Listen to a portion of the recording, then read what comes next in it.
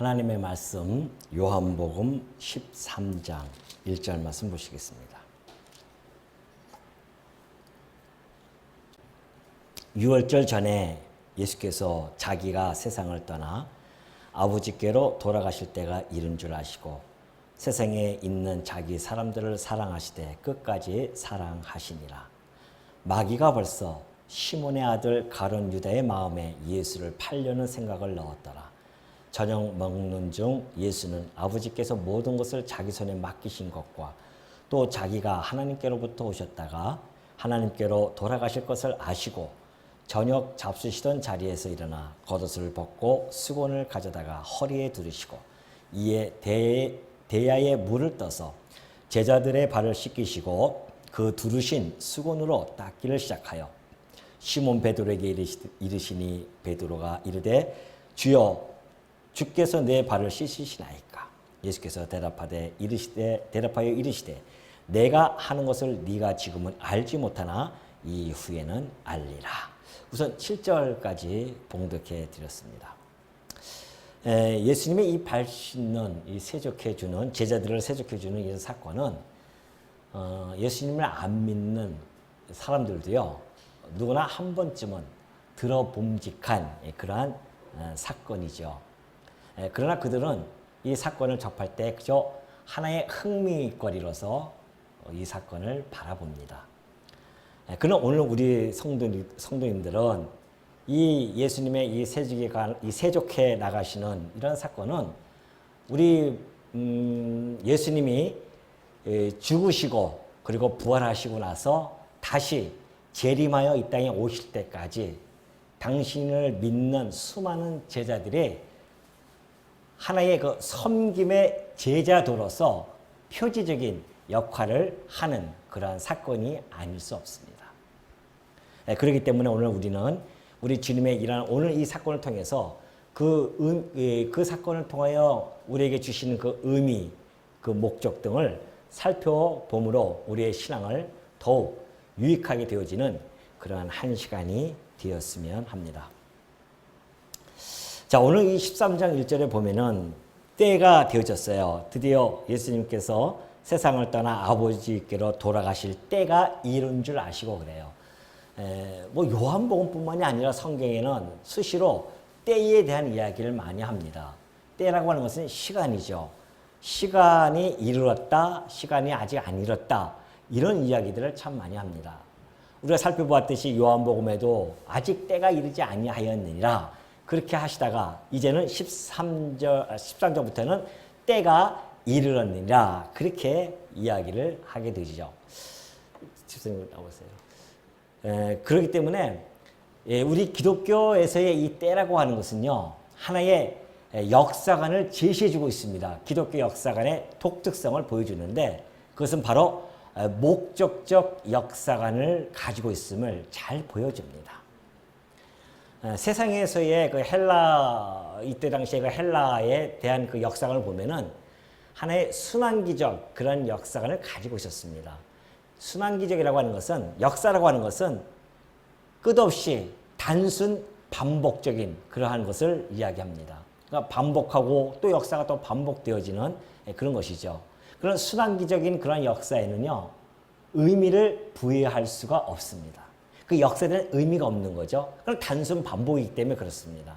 또한 목적도 없는 겁니다. 그러나 오늘 우리 성경에서 이야기하는 것은 때라고 하는 것은 시간이고 그 시간은 하나님께서 영원한 작정과 그리고 언약을 이루어 가시는, 성취해 가시는 그러한 시간을 이야기합니다.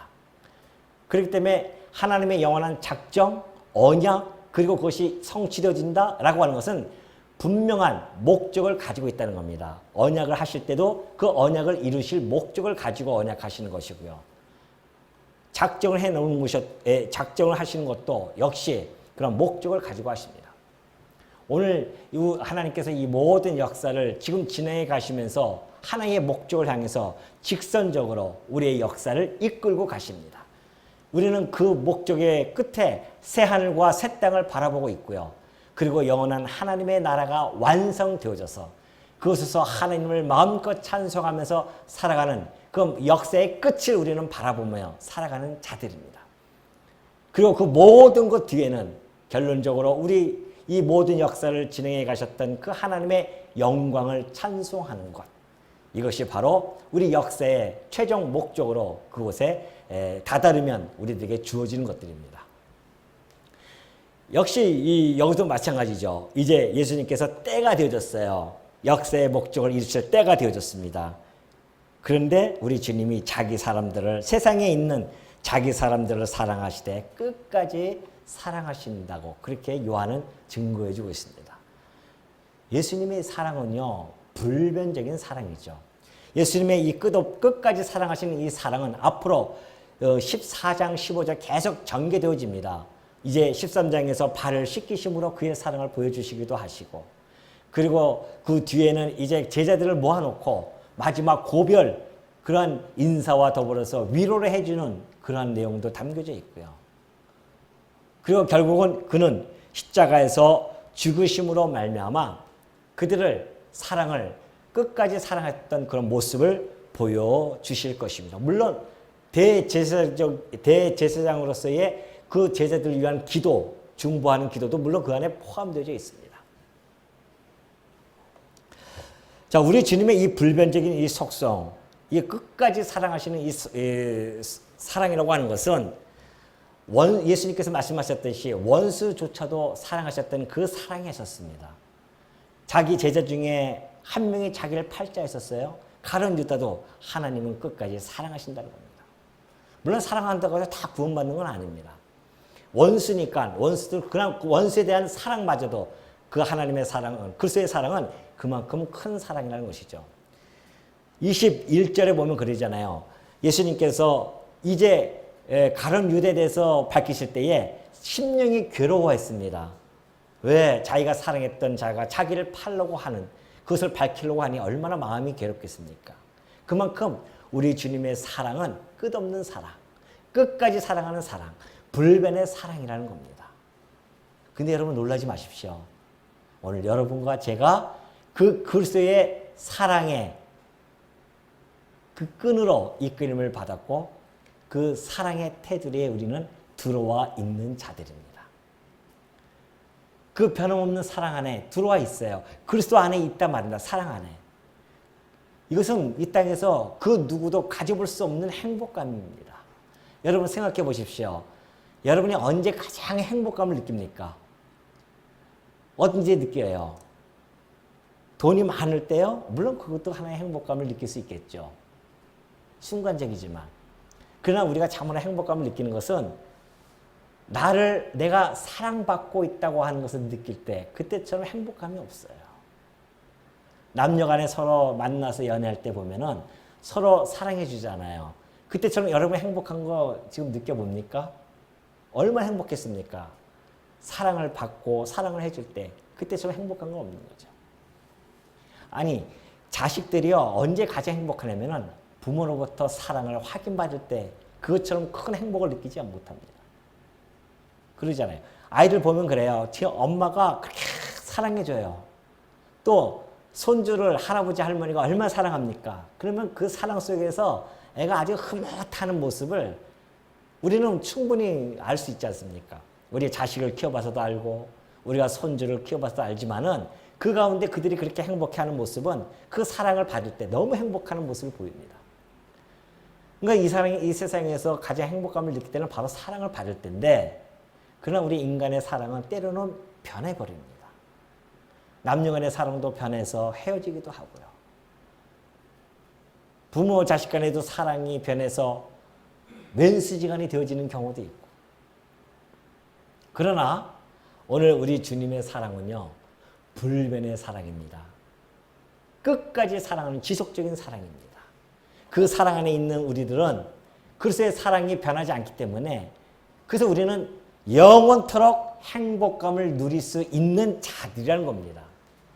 그러니까 여러분 혹시 나는 지금 불행해 라고 생각하시는 분 있어요? 나는 어떠한 것 때문에 불행해 라고 한다고 한다면 그 불행해지는 그 사건이 그리스도의 이 큰 사랑보다도 더 크다는 이야기예요. 그게 있을 수 없잖아요. 그리스도의 사랑은요, 홍수라도, 아가서의 표현을 빌리자면 홍수라도 엄몰하지 못할 사랑이거든요. 우리 주님의 사랑은. 홍수가 넘지를 못하는 사랑이에요. 그런 사랑을 우리가 가지고 있는데 이 세상 그 어떠한 것이 그 사랑보다 더 큰 사건이 있겠습니까? 그러니까 우리가 지금 불행하다고 느끼는 것은 그리스도의 사랑에 대한 행복감이 잊어버렸어요. 그리스도의 사랑에 대해서 잊어버렸어요. 그래요. 그 그리스도의 사랑을 내가 지금 받고 있는 자라고 날마다 기억하고 생각이 난다고 한다면 내 주변에서 어떤 어려움이 온다 할지라도 혹 기근이 내게 온다 할지라도 아니면 핍박이 온다 할지라도요. 아니면 고난이 온다 할지라도 우리는 그 그리스도의 사랑을 끊을 수 없다는 것을 알고 날마다 그 행복감에 겨워서 살아갈 수밖에 없는 성도라는 것 여러분 꼭 명심하시기 바랍니다. 그러면서 이제 2절에 보면 마귀가 벌써 시몬의 아들 가룟 유다의 마음에 예수를 팔려는 생각을 넣어요. 이 첫 아담을 무너뜨렸던 이 마귀는요. 이제는 거칠 것이 없습니다. 그래서 공중 권세를 잡아버리니까 그래서 죽음의 권세를 잡았죠. 공중 권세 잡았죠. 아담 이후로 태어나는 모든 자들을 자기의 종로로 시키고 있는 자였었습니다.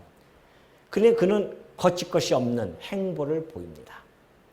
둘째 아담이 이 땅에 오셨어요. 그 둘째 아담마저도 넘어뜨려 시험을 합니다. 근데 웬일이에요? 둘째 아담은 그래 허락하지 않았습니다. 자기가 암만 온갖 것을 다 동원했는데 3전 3패를 해버렸어요. 마귀는 그러고 떠나버렸습니다. 야, 이거 보통 사람이 아니구나. 그걸 깨달았죠. 그래서 이제는 다른 것을 공략하기 시작합니다. 하나님의 아들인 그리스도를 이길 수 없기 때문에 그걸 잘 알고 있던 마귀는 약한 그러한 사람을 이제 건드리기 시작하는 거죠. 그것이 바로 이 예수님께서 사랑하셨던 그 가룟 유다를 그가 이용하는 그러한 대담함을 보여줍니다. 우리가 이 땅에 살아가면서요. 마귀에 대한 것을 잠시 놓쳐버리고 살 때가 많이 있습니다. 지난번에 제가 말씀드렸듯이 아담은 범죄하기도 전에 의와 거룩함으로 지음을 받은 아담이었어요. 그런데도 불구하고 사단의 미혹에 떨어집니다. 사단의 유혹에 넘어가 버렸어요. 그렇다고 한다면 오늘 여러분과 저는 죄 가운데서 출생하고 죄 가운데서 살아가는 자들 아니겠습니까? 그리고 사단의 종로를 했던 자들이 있었어요. 우리 예수 그리스도를 통하여서 우리가 그 종으로부터 벗어나서 그리스도의 종이 되어진 자들이었단 말입니다. 그럼에도 불구하고 여전히 우리는 이 땅에 살아가고 있는 약한 존재입니다. 여전히 우리는 마귀의 그 괴계 속에서 흔들리면서 살아갈 수밖에 없는 존재들이에요. 그렇기 때문에 우리는 늘 세상 사람들은 사단의 종이니까 그런 감각이 없어요. 영이 죽어있기 때문에 감각이 없습니다. 그러나 오늘 우리는 중생한 자들이에요. 영이 살아난 자들입니다. 영적인 감각이 있는 자들이죠. 그러니 마귀의 괴계를 충분히 우리는 감지할 수 있는 그런 감각을 가지고 있는 자들이에요. 근데 우리가 말씀으로 날마다 이 영적인 감각을 갈고 닦지 아니하면은 예리하게 갈고 닦지 아니하면은 무뎌져요. 무뎌지면은 그다음에 사단이 슬그머니 들어오는 걸 감지를 못합니다. 그래서 나로 하여금 나도 사단의 종로를 하면서 사단의 수하가 되어져. 가룟 유다만 그런 것이 아니에요. 가룟 유다만 그렇지 않습니다. 저는 마귀는 끊임없이 하나님의 나라를 망하게 하려고 그렇게 애를 쓰는데요. 하나님의 나라가 뭡니까? 의와 희락과 화평에 있는 곳이 그걸 누리는 곳이 하나님 나라입니다. 그럼 사단은 그 나라를 깨뜨릴 수도 없지만은 어떻게 할 수만 있으면 그걸 흩트고 싶어가지고서는 열심히 일하는데 그 의와 희락과 화평을 깨고자 얼마나 애쓰를 봅니다. 그래서 우리 가정교회가 있잖아요. 그 가정교회를 깨뜨리고자 합니다. 그리고 우리의 이 교회도 역시 깨뜨리려고 해요. 그래서 이곳에 희락과 화평이 있어야 되는데 불의가 들어오고 여기에는 근심덩어리가 들어오게 해서 서로 분쟁을 일으키고 분란을 일으키고 화평을 깨뜨리고 당파를 짓고 그렇게 하는 것이 사단의 일입니다. 우리는 착각해서 이것이 옳고 이것은 틀리다 하면서 옳고 그름의 문제로 그것들을 접하지만은 알고 보면 깊이 들어가 보면요. 사단의 괴계입니다. 그것의 희락을 없애버리고 화평을 깨고자 하는 그 사단의 괴계에 넘어져서 수많은 교회가 얼마나 분란과 분쟁이 일어나서 찢어지고 갈라지고 했던 걸 우린 교회사에서 너무나 잘 알고 있습니다. 이것이 바로 사단의 괴계란 말이죠. 지금 이 그리스도를 넘어뜨리고자 사단은 자기의 그렇게 해서 가장 사랑했던 그 12 제자 중에 한 명을 붙들고 그런 일들을 해가고 있습니다. 그러니까 이런 거 우리가 느낄 때에 정말 우리가 다시 한번 항상 지금 사단이 나를 갖다가 사용하고 있는지 내가 사단의 지금 이 계획에 빠져 있는지를 늘 점검하는 거 늘 필요하다는 걸 여러분 명심하시길 바랍니다. 때로는 그러잖아요. 저도 그런 걸 많이 느꼈는데 쓸데없는 일, 별일 아닌데도 갑자기 화가 확 나고 스트레스 받아가지고서는 막 화가 나가지고 막 큰 소리 친단 말이죠. 왜 그럴까요? 그 사단이 하는 작업이에요. 틈만 나면 들어와서 그렇게 합니다. 근데 우리는 그걸 깨닫잖아요. 아, 내가 왜 이럴까 갑자기? 아, 이것이 사단의 이게 역사였었구나. 그걸 깨닫고 나서 다시 우리가 기도하면서 내 안에 성령이 충만하기를 기도하고 성령의 충만을 하기를 소멸되지 않도록 우리가 늘 이렇게 깨어서 우리가 살아가는 것, 이것이 성도들에게 매우 중요하다는 것을 이 사건을 통해서 우리는 알 수가 있죠. 자, 3절에 보면 저녁 먹는 중 예수는 아버지께서 모든 것을 자기 손에 맡기신 것과 또 자기가 하나님께로부터 오셨다가 하나님께로 돌아가실 것을 아시고 저녁 잡수시던 자리에서 일어나 겉옷을 벗고 수건을 가져다가 허리에 두르시고 이에 대에 물을 떠서 제자들을 씻기기 시작합니다. 자, 예수님이 하셨던 행동은요. 허리를 이렇게 딱 둘러요. 허리를 갖다가 수건을 두른다고 하는 것은 종들이 하는 이야기입니다. 종들이 하는 행동이에요. 그러니까 그때 당시에 그 사람들은 우리 지금의 이런 문명을 못 누리잖아요. 그래서 샌들을 신고 다닙니다. 샌들을 신고 다니는데 흙덩어리 아닙니까? 지금 저 아스팔트 있는 것도 아니고. 그러니까 조금만 이동을 해도 발이 더러워요. 그러면 그 집에 다른 집에 가든지 하면은 종이 있어요. 그 종이 그 발을 씻기는 일을 하는 것이 바로 종의 모습입니다. 근데 예수님이 갑자기 이 옷을 벗으셔서 수건을 허리에다 동해요. 그 종들이 하는 거란 말이죠.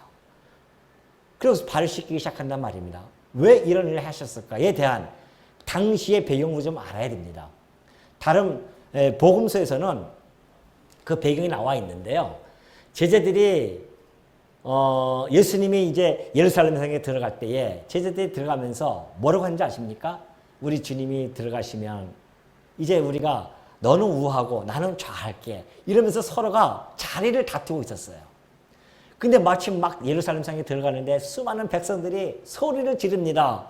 호산나 주의 이름으로 오시는 이여 그러면서 이스라엘 왕이입니다. 막 이러면서 소리 질러요. 그러니까 그 제자들이 들어가면서 얼마나 어깨가 으스해지겠냐 말이죠. 우리 주님께서 이제 드디어 왕의 자리에 오르시는구나. 그동안 우리가 그동안 3년 동안 얼마나 쫓아다니면서 고생했냐 말이죠. 동고동락하면서 고생을 했는데 이제 우리도 한번 자리에 한번 앉아보자.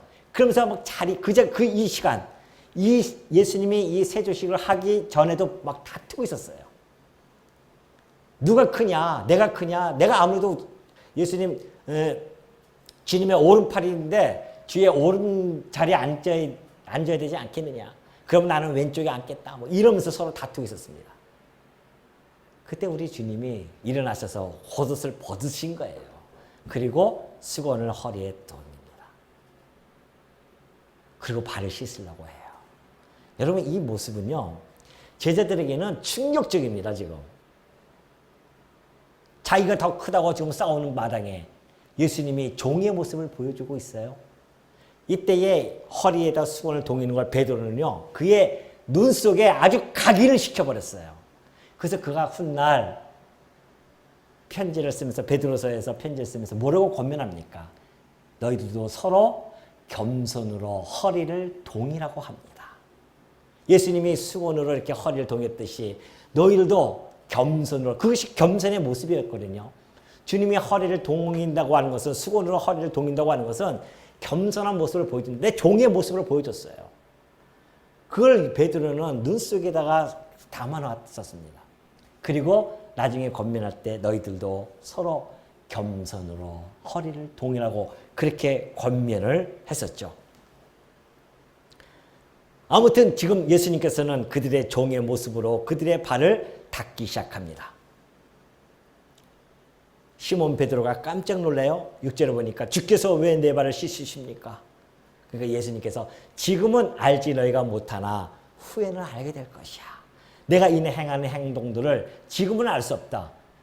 그러나 성령이 오시면 너희들로 하여금 이 모든 행동들, 내가 너에게 했던 이 모든 말들 다 기억나게 하고 깨닫게 해준다고 그랬죠. 그러니까 그 이후에 내가 너희들을 알게 할 것이다. 그러면서 시몬 베드로에게 이르시니 7절에 예수께서 대답하여 이르시되 내가 하는 것을 내가 지금은 알지 못하나 그 이후에는 알리라. 베드로가 이르되 내 발을 절대로 씻지 못하시리이다. 예수께서 대답하시되 내가 너를 씻어주지 아니하면 내가 너와 상관이 없느니라. 시몬 베드로가 이르되 주여 내 발뿐 아니라 손과 머리도 씻어 주옵소서. 예수께서 이르시되 이미 목욕한 자는 발밖에 씻을 필요가 없느니라. 온몸이 깨끗하니라. 너희가 깨끗하나 다는 아니니라 하시니 이는 자기를 팔 자가 누구인지 아심이라. 그러므로 다는 깨끗하지 아니하시니라. 사실 이 세족, 예수님께서 이 세족을 좀 행하시는 이 행동은요, 제자들에게 보여주시는 마지막 행동입니다. 마지막 행동으로서 고별 메시지가 이 행동에 담겨져 있습니다. 제자들은요, 이제 예수님이 부활 승천하시고 나서 그 12제자, 한 명은 죽고 이제 11제자를 남겨둘 겁니다. 그 11제자는요, 어느 정도 중요한 역할을 하게 되어지면은 교회를 세울 자들입니다. 3년 동안 예수님께서 그들을 가르치시고 그들에게 보여주시고 교육했던 모든 것들은 이제 그들을 통해서 교회를 세우시고자 하는 그런 뜻이 있으셨죠. 그리고 그들의 소명은 얼마나 크겠냐 말이죠. 그러니까 예수님, 바울도 그래요. 바울이 에베소서 2장 20절 보면은 너희는 사도들과 선지자들의 터 위에 세움을 입은 자가 아니냐 그래요. 에베소 성도들에게 너희는 사도들과 선지자 터 위에 세웠다는 겁니다. 그게 무슨 이야기입니까? 선지자들은 오실 그리스도에 대한 복음을 전했고요. 사도들은 오신 그리스도에 대한 복음을 전한 자들입니다. 그러니까 그들이 전한 그 복음이 교회가 세워진다는 것이죠. 물론 우리 주님께서 그 교회의 머릿돌이 되셔서 세워지는 겁니다. 그러니까 우리가 그 복음의 터 위, 그들이 전한 그 복음의 터 위에 교회가 세워진 겁니다. 대우장로교도 마찬가지죠. 우리가 이 말씀을 통하여서 이 교회가 세워진 거란 말이죠. 그러니 그들이 해야 할 일이 얼마나 막중하겠습니까? 그들에게 마지막 하나하나 끝까지 유언적인 그러한 모습을 유언적인 설교, 유언적인 그러한 행위 이런 것을 보여줌으로 말미암아 그들로 하여금 충분하게 그 메시지에 대한 것을 듣고 깨달아서 나중에 성령을 통하여 듣고 깨닫고 기록하고 우리들까지 전해줄 수 있도록 이렇게 하시는 하나님의 깊은 뜻이 이 안에 담겨져 있는 것이죠. 사실 이 세족에 대한 부분은요, 단순하게 그때 예수님께서 발을 씻어준 그 사건으로만 국한되어져서 부분적으로 보면 안 됩니다. 이것은 좀 더 포괄적으로 봐야 돼요. 이것은 그리스도의 이 비하되어진 그 사건으로 봐야 됩니다. 비하라고 하는 것은 예수님께서 비하된 신분이 있었습니다. 우리가 수요일날 대여름도 할 때도 그랬죠. 승귀의 신분이 있고 비하의 신분이 있죠. 비하의 신분은 예수님께서 본래 그는 하나님의 본체이십니다. 그렇죠? 그런데 동등됨을 여기지 아니하시고요. 종의 형체를 입고 이 땅에 오셨어요. 뿐만이 아니라 우리처럼 사람의 모양으로 오셔가지고서는 죽기까지 복종하셨는데 자기를 낮추셨습니다. 근데 그 죽기까지 복종하신 것이 십자가에서 죽으신 겁니다. 그러면서 바울은 빌립보 성도들에게 너희들이 이 마음을, 그리스도의 마음을 품으라는 겁니다. 그리스도의 마음을 품으래요. 그 마음이 겸손해야 하는 마음이라는 거죠. 그리스도께서 얼마나 겸손하신지. 하나님께서 육신의 몸을 입고 이 땅에 와요. 성리시네요. 그때부터 이제 비합니다. 그리고 이 땅에 살아가셔서 온갖 핍박과 고난을 당하셨다가 십자가에 죽으셔요. 겸손이라고 하는 것은 예수님의 겸손의 모습은 성육신하고 그때부터 시작해서 마지막 십자가에 죽으시는 것까지가 겸손의 모습입니다. 물론 겸손의 극치는 십자가에서 죽으시는 거예요. 만약에 그분이 겸손하지 않으면 십자가에서 죽으실 필요가 없죠. 뭐를 겸손하지 않으신 분이 이 땅에 내려오십니까? 육신의 몸이 있고. 근데 그거 하나님과 같은 분이신데도 불구하고 겸손하시기 때문에 이 땅에 이런 우리의 종의 형체를 입고 이 땅에 오셔서 십자가에 죽기까지 하셨단 말입니다. 십자가의 죽으심이 바로 겸손의 극치라는 거예요. 우리 주님이 보여주신 겸손. 이 세상에서 이야기하는 겸손은요, 사실 엄밀히 이야기하면 겸손도 아니에요. 뭐 우리가 그러잖아요. 아이고 이렇게 뭐가 잘하셨습니다 하면 아예 아니에요. 이건 겸손이 아니죠. 겸손은 정말 있을 수 없는 그러한 모습으로 오는 것. 내가 도대체 그것을 하지 않아야 할 일, 할 수도 없는 일을 나를 던져가지고 버려가지고서는 그 자리에 가 있는 것. 이것이 진정한 겸손의 모습이란 말입니다. 그 진정한 겸손은 우리 주님뿐이 없는 거죠. 겸손한 자는. 그래서 이 땅에 오셔서 그걸 보여주신 겁니다. 그러니 십자가에서 죽으셔서 우리의 죄를 다 씻겨주신다고 하는 것처럼 이게 좀 겸손한 모습이 어딨겠냐 말이죠. 예수님이 그러셔요. 오셔가지고 인자가 온 것은 섬기러 온 것이 아니라 그러면서 하시는 말씀이 오히려 내가 섬김을 받으라는 것이 아니라 오히려 내가 섬기러 왔노라 그렇게 이야기하시죠. 그러면서 하시는 말씀이 자기 목숨을 많은 사람의 대속물로 추려함이라 그래요. 섬기는 것이 뭔가 자기 목숨을 많은 사람에게 대속물로 주는 것이 섬김의 모습입니다. 그렇다고 한다면 예수님께서 겸손하시다, 섬기신다 이런 모든 것들은 구속의 사건과 매우 밀접한 그런 관계를 가지고 있음을 우리는 알 수가 있습니다. 물론 이 물로 씻긴 것은요, 구약적 배경이 있습니다. 과거에 모세가요, 아론하고 그 아들들을 제사장 직분을 행하기 전에 그들을 따로 불러서 물로 깨끗하게 씻깁니다. 정결식이에요. 물로 깨끗하게 씻기고 그 다음에 그 일을 하도록 해요. 오늘 우리 주님의 이 물로 씻기는 것은 그런 의미가 담겨져 있습니다. 제자들을 깨끗하게 씻겨줘요. 발로 씻겨줍니다. 이제 그들이 따로 당신의 그 일을 해야 되기 때문에 그들을 구별시켜서 깨끗이 정결시켜 나가요.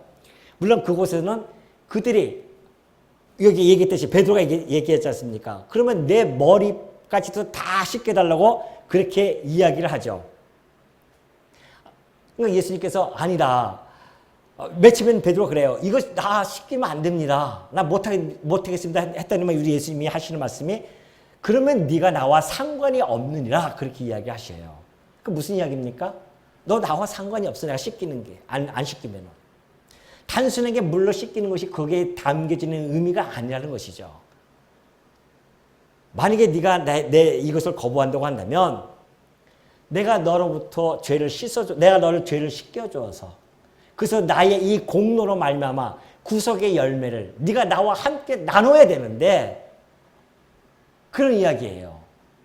근데 만약에 내가 너를 갖다가 씻기지 않는다, 너의 죄를 씻기지 않는다고 한다면 나와 너는 상관이 없게 되어진다는 겁니다. 우리의 죄 씻음은 우리 예수 그리스도를 통하여 죄 씻음을 받는 것인데 그리스도께서 지금 죄 씻음을 해준다는 이야기인데 그걸 거부한다고 한다면 안 된다는 것이죠. 그러니 이 세족의 의미는 겸손이라고 하는 큰 덩어리 속에 겸손도 역시 구속의 사건에 들어가 있는 것이죠. 이 구속의 사건과 매우 밀접하다고 우리는 충분히 감지할 수 있는 겁니다. 그래서 예수님께서 씻기시는 거예요. 그러니까 베드로가 그렇다고 한다면 머리와 이것까지 다 씻겨주십시오. 그래요. 그러니까 예수님이 하시는 말씀이 이미 너는 목욕한 자이기 때문에 발밖에 씻을 필요가 없다. 온몸이 깨끗하니라 그래요. 아니 베드로 언제 물로 씻겠습니까? 온몸을 다. 지금 발로만 씻겠는데. 근데 예수님은 그 말씀을 하십니다. 이미 너는 깨끗하게 씻겠다는 겁니다. 이것이 바로 요한복음에 잘 나타나 있거든요. 요한복음 15장 3절에 그 말씀을 해주고 계셔요. 너희는 내가 일러준 말로 이미 깨끗하여졌으니 그래요. 일러준 말로 이미 깨끗해졌다. 그러니까 예수님이 그들을 3년 동안 데리고 다니면서 말씀으로 그들이 이미 깨끗하게 해놓은 겁니다. 그리고 이제 너희들에게 발을 씻기는 것은 여전히 그들은 살아가면서 범죄하고 살아갈 수밖에 조금만 가도 막 다투고 그랬단 말입니다. 지금 예수님께서 행하시는 이 복된 소식을 그들은 잘못 이해하고 여전히 그냥 자기네들이 옳다, 자기네들이 낫다 뭐 이러면서 다투고 있었어요. 그래서 예수님께서 그들의 발을 씻겨주는 겁니다. 여전히 그리스도께서는 이미 너를 다 깨끗하게 했지만 내가 너희의 죄를 갖다가 이렇게 깨끗하게 씻겨주는 것처럼 너희들도 서로 그렇게 서로 죄를 용서해주고 씻겨주라고 하는 것이 이제 이 12절부터 나타나죠. 그러니까 예수님께서 끝까지 사랑하셔서 그들을 발을 씻기신다고 하는 것은 사랑의 원리거든요. 사랑의 기본 원리는 섬김과 용서입니다. 사랑의 기본 원리가 그래요. 여러분 우리가 사랑한다고 하는 것이 어떻게 사랑할 거예요, 여러분들이? 교회에서 성도와 성도 간에 어떻게 사랑할 겁니까? 뭐 손 붙잡고 사랑할 거예요? 아니에요. 사랑이라고 하는 것은 섬기는 겁니다. 그게 섬김이에요. 그리고 서로 용서해 주는 겁니다. 이것이 이제 12장 12절부터 또 나타나요.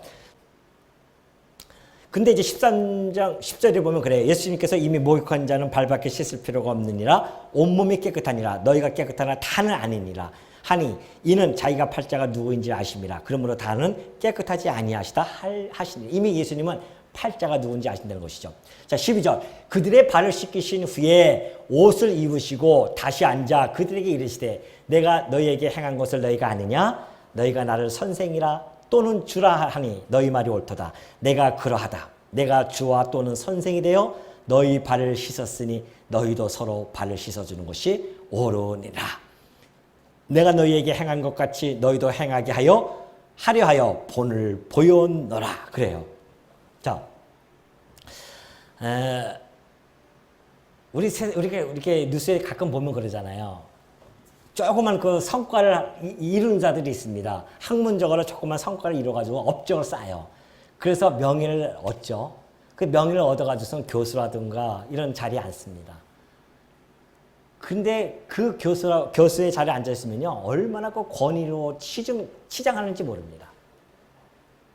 그래서 갑질을 해요. 오히려. 제자들에게 갑질하고. 그래서 신문에 막 그냥 나오는 그런 경우가 다 완사잖아요. 우리 다 알고 있지 않습니까? 조그만 그거 하나 가지고도 그렇게 유세를 떨지 않습니까? 인간들은.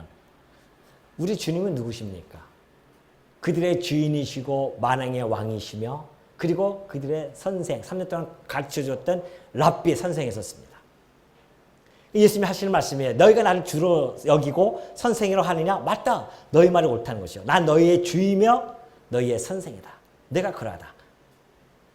그런데 14절에 그래요. 중요한 말씀하시죠. 내가 주와 또는 선생이 되어서 너희의 발을 씻겠다고 한다면 너희도 서로 발을 씻어주는 것이 옳지 않겠느냐 그래요.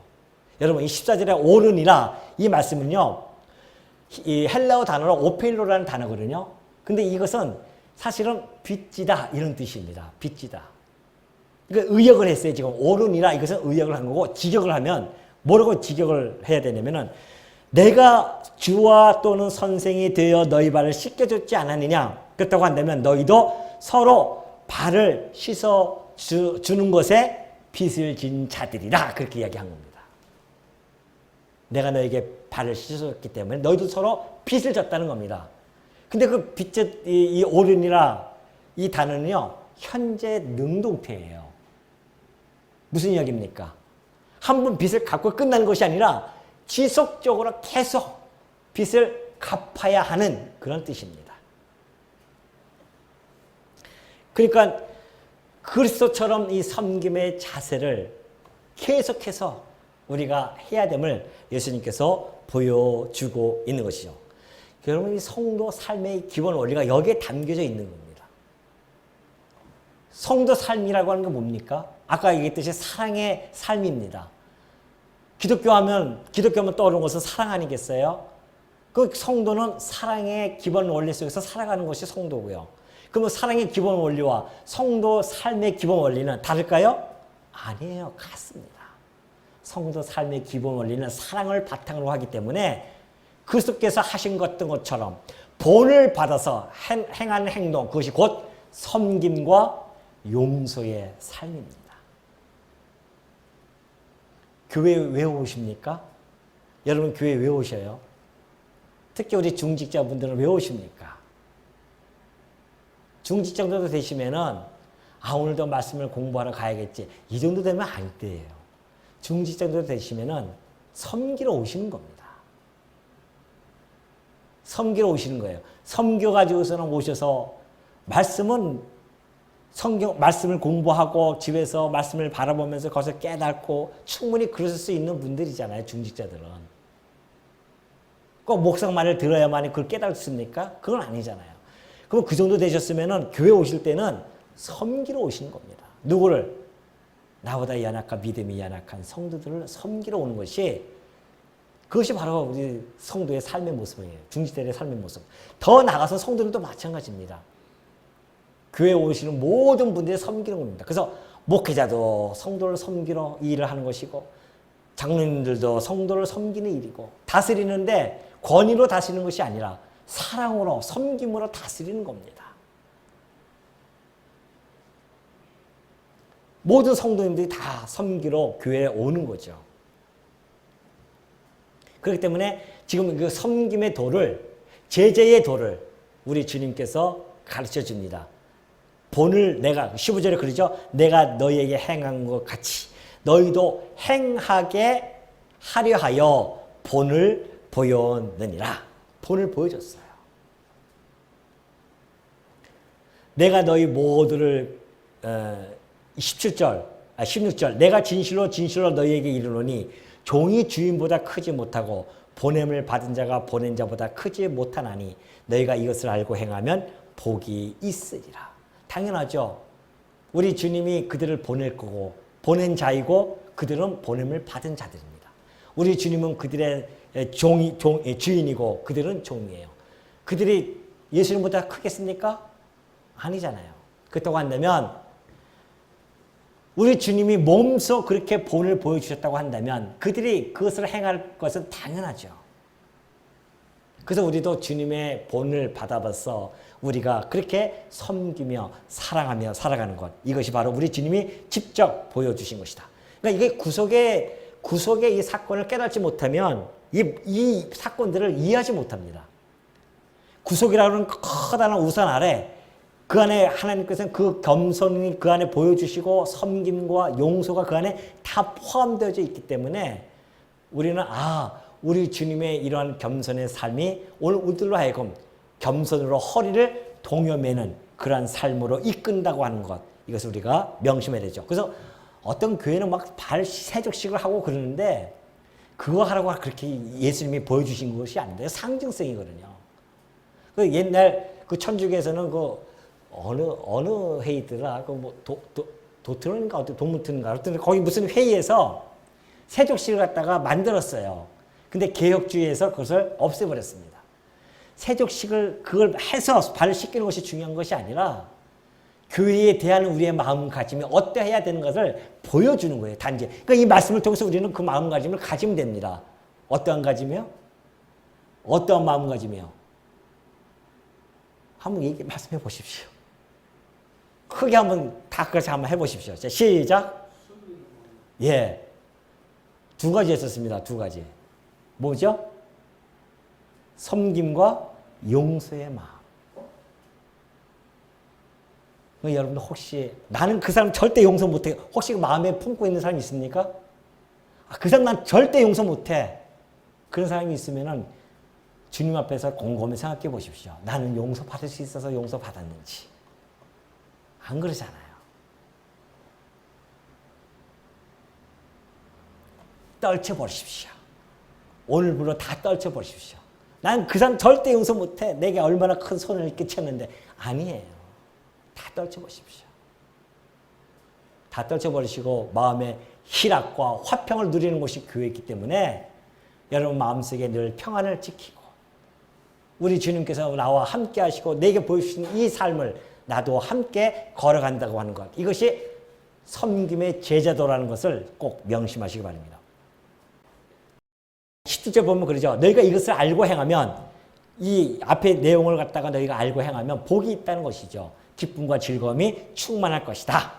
내가 너희 모두를 가르쳐 말하는 것이 아니니라. 나는 내가 택한 자들이 누구인지 알미라. 그러나 내 떡을 먹는 자가 내게 발꿈치를 들었다 한 성경을 응하게 하려는 것이니라. 그래요. 우리 지금 벌써 다 알고 계시죠. 근데 복을 누리는 자가 이런 행동을 섬김과 이 겸손을 이 섬김과 이 용서의 이 삶을 통해서 복을 누리는 자가 다 아니라는 것이죠. 그 중에는 가룟 유다는 거기서 벗어났다는 겁니다. 복을 누릴 수 없는 자예요.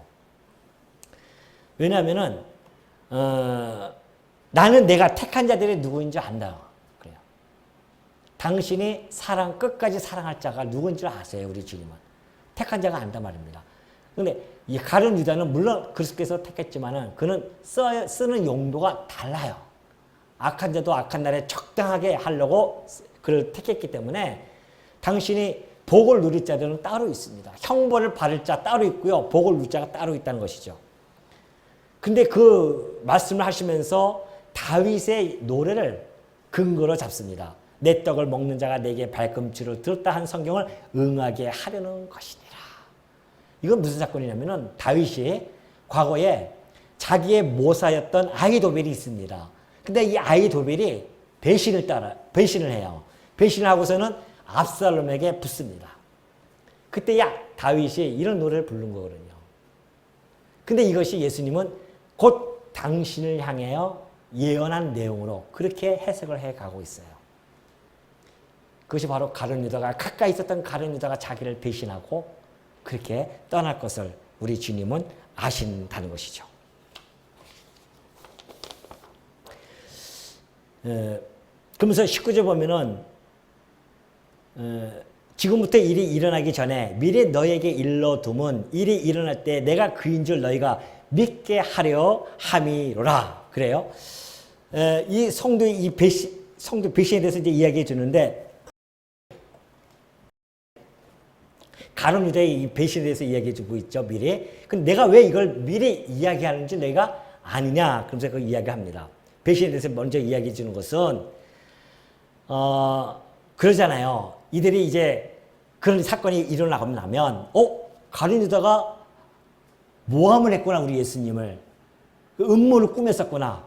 그래서 우리 주님은 어쩔 수 없이 십자가 못 박아 죽으셨다 라고 착각할까 봐 우리 주님이 먼저 내가 미리 얘기하는 것이다.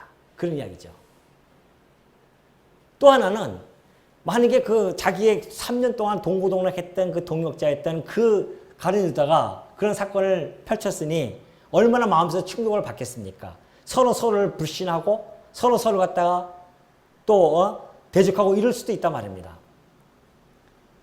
그러나 더 나아가서는 우리 주님께서 하시는 이 목적은, 궁극적인 목적은 그래요. 지금 이 모든 되어지는 일들이 예수님에게 지금 주어지는 이 사건들이 어떤 불시적으로 그냥 우연하게 그때마다 일어난 사건이 아니라는 겁니다. 그러니까 이 가룟 유다도 우연하게 그냥 자기가 하다 보니까 표면적으로 그렇게 보여줄 수 있잖아요. 선생이 영 마음에 안 드는 거예요. 자기 뜻대로 되어지지가 않습니다. 그래서 팔았다고 그렇게 생각할 수 있어요. 표면적으로 그렇게 보여지니까. 근데 우리 주님은 그 사건에 대해서 해석을 의미해 주는 거란 말입니다. 그게 아니라는 겁니다. 지금 내 앞에서 주어지는 모든 사건, 가룟 유다가 배신하는 이런 모든 사건들은 하나님의 영원한 작정 속에서 이미 계획되어진 일들이었고 이걸 다 포괄적으로 너희들이 봐야 한다는 것이죠. 하나님의 계획에 다 포함되어진 그런 사건들로서 이 모든 것들이 다 메시아적인 사건들이었다. 메시아를 증거하기 위한 사건들이었다. 그러니 너희들이 혹 나중에라도 너희들끼리 서로 싸우고 서로 대적하고 서로 불신하고 그러지 말라는 겁니다. 그래서 아까 내가 너희들에게 다 발시켜 주었듯이 서로 용서해 주고 서로 쉽게 해주고 미리미리 그걸 다 안전장치를 우리 주님께서 지금 해가고 계십니다. 저는 과거에요. 젊었을 때는 가룟 유다가 배신한 거 가지고서는 엄청 막 욕을 했었습니다. 야, 어떻게 그럴 수가 있느냐. 근데 제가 이 나이 먹으면서 살아와 보니까, 뒤돌아 보니까 제 뒷길을 가만히 발자취를 보니까 가룟 유다가 이유가 아니라 제 삶 자체가 얼마나 그리스도를 배신하고 살았는지를 제가 살아오면서 뒤를 돌아보니까 다 발자취가 남겨져 있더라고요. 혹시 저만 배신하고 살았습니까? 여러분은 혹시 그리스도를 배신 안 하셨습니까? 우리가 이 땅에 살아가면서 얼마나 많은 배신하고 살아갑니까? 우리 주님에 대해서. 주님이 죽기까지 우리를 사랑해 주셨는데 그 사랑을 잊어버리고 살아가는 것, 그 배신의 행위 아니에요? 기억도 안 나요. 그리고 멀리 떠나서 자기 마음대로 살아갔던 적이 얼마나 많이 있습니까? 그런 모든 것들이 우리의 배신의 삶이에요. 그럼에도 불구하고 유다의 배신과 우리의 배신이 다른 점은 유다의 배신은 형벌로 끝납니다. 근데 우리의 배신은 우리 주님이 징계로 다시 우리를 돌이키게 해 주십니다. 왜 그런지 아십니까? 유다는 자기가 배신을 했기 때문에 버려진 것이 아니에요. 버려진 자로서 배신한 겁니다. 우리도 택한 자로서 배신할 수 있어요. 그럼에도 불구하고 우리는 주님께서는 우리를 아주 버리지 아니하시고 유다는 아주 실족해 버렸지만은 우리 주님은 우리를 아주 실족하게 버려두지 아니하신다는 겁니다. 왜요? 자기의 사람이기 때문에 끝까지 사랑하신다는 거죠. 그래서 우리를 은혜로 붙들고 계시는 겁니다. 배신의 길로 갔다가 다시 돌아오게 하시고 또 갔다가도 또 돌아오게 하시는 것. 이것이 세상에 남겨진 우리 당신의 사람들을 끝까지 사랑하시는 모습이고 그것이 은혜로 우리를 붙들어 주었기 때문에 가능한 일입니다. 그러니 오늘 이 자리에 우리가 앉아 있는 것이 그리스도의 은혜가 아니고서는 어떻게 앉아 있을 수 있겠습니까? 내가 진실로 너희에게 이르노니 나를 영접하는 것이요. 내가 보낸 자를 영접하는 자는 나를 영접하는 것이요. 나를 영접하는 자는 나를 보내신 이를 영접하는 것이니라. 주께서 생각해 보니까 이제 그 제자들을 보면은 유다가 배신한 것은 틀림없는 사실이잖아요. 그렇지만은 이것이 하나님의 섭리 속에 이루어진 필연적인 사건임을 그들에게 먼저 가르쳐 주었죠. 그리고 나서 여전히 하나님의 섭리 속에 남겨진 그 제자들은 이제 교회를 세우는 그런 막중한 일을 감당할 자들입니다. 그러한 자들이기 때문에 그 소명을 줘야 되고 그리고 내가 너희들을 보낼 것인데 그 사도권을 주어서 보낼 것, 사도로서의 그 권위를 줄 것인데 그것도 여전히 유효하다는 사실을 그들에게 밝혀줍니다. 그 사건이 바로 이 이야기예요. 내가 너를 보내는데 사도권을 주어서 보내는데 너를 영접하는 자들은 곧 나를 영접하는 것이고 나를 영접하면 하나님을 영접하는 것이야. 그러니 너희가 의기소침하지 말고 네 형제 중에 하나가 가룟 유다가 나를 팔아서 그런 일을 했다고 했더라도 너희를 염두하지 말고 이것은 하나님의 역사 속에서 섭리에서 이루어진 일이니까 너희들에게 주어진 그 소명, 너희들에게 주어진 그 권위 그거 위축되지 말고 마음껏 나가서 그 일을 감당해 나라고 하는 그 위로의 말씀을 그들에게 해주고 있는 이야기입니다. 정말 이 말씀대로 이들이 복음을 전했고 그리고 이것을 기록해서 우리들에게 전해졌고 이것이 오늘 이 시대에 우리들에게 적중되어져서 우리는 그들이 전한 그 복음을 받아들이고 그래서 예수 그리스도를 영접했고 그를 보내신 하나님을 영접해서 아버지로 모시고 살아가는 우리 성도들 이것이 우리들에게 얼마나 행복한 일인지 다시 한번 깨닫게 되어지고요. 그렇다고 한다면 우리는 이제는 그리스도를 영접해서 그리스도인이라 부름을 받는 자들입니다. 그리스도인은 뭡니까? 그리스도께서 우리 안에 계시다는 뜻입니다. 그렇다고 한다면 그리스도께서 본을 보이신 행동이 우리의 모습을 통해서 드러나는 겁니다. 그것이 진정한 그리스도인이에요. 말로만 무늬만 그리스도인이 아니라 진정한 그리스도인은 내 안에 있는 그리스도의 마음을 품은 자들이기 때문에 내 안에 그리스도의 마음을 품었기 때문에 우리는 그 섬김과 용서의 삶을 이 땅에서 펼쳐 보이시고 펼쳐 보이면서 또 그리스도의 향기를 우리는 마음껏 내뿜으면서 아, 저 사람 보니까 그리스도의 냄새가 나는 사람이야 라고 칭찬을 받을 정도의 그러한 삶을 살아가는 것이 성도의 삶인 것을 꼭 명심하시고 우리가 그리스도인으로서의 품격을 지켜야 한다고 하는 것, 곧 그 책무를 해야 한다는 책무가 있다는 사실을 여러분 마음속에 꼭 간직하시기를 당부드립니다.